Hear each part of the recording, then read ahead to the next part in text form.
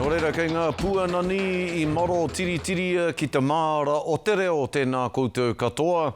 Kei te wero ngā hapū me ngā iwi o te waka o te Arawa I tā te kāwanatanga whakatua nui I roto I tā rātou whakatau. Kia kaua e whakahōnore tonu I ngā whakaaitanga Mana Whakahono a Rohe.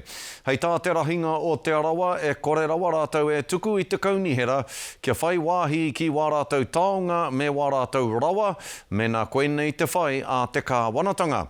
E ki ana etahi, mā tēnei whakatau a te kāwanatanga ka tū te poehu, ka pukumahi hoki ngā kōti I ngā iwi e tono ana kia kaua ngā kaunihera e pupuri tonu I te mana ki ngā whenua I raupatungia. A nei rā te pūrongo a Roihana Nuri. Koinei ngā whenua o tūrangi tukua.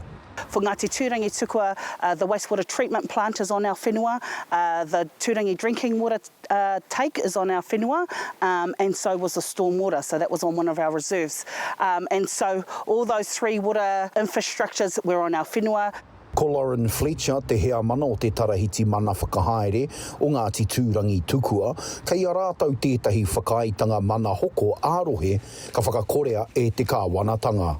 So they campaigned against that, and they've done the opposite to what they campaigned on. They said, you know, we'll leave district councils, regional councils to govern their own, you know, they know what's good for their communities.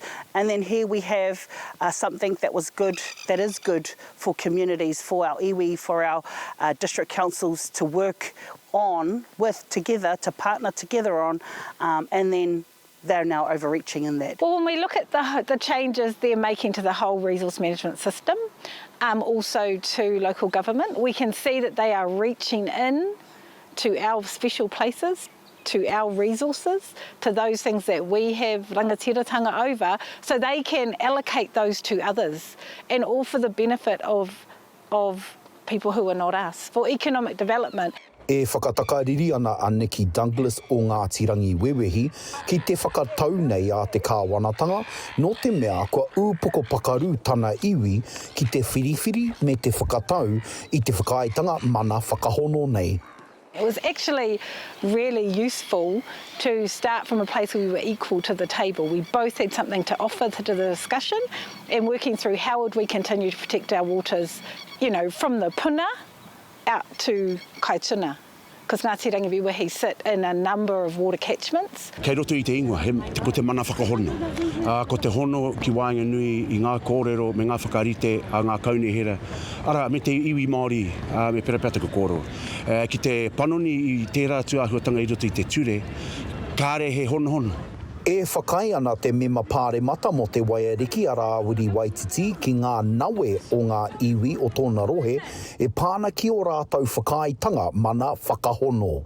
Ko whakaritea tēnei kāwanatanga he pakanga nui.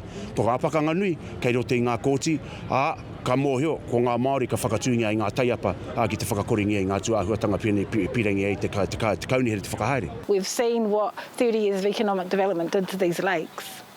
And it's taken us 30 years to restore them to where they are now, and there's still another 60 years to go. So I suppose for Tūrangi Tukua, it's now reassessing our standpoint, and it's always been our taonga, our taiao remains the forefront of why we do what we do.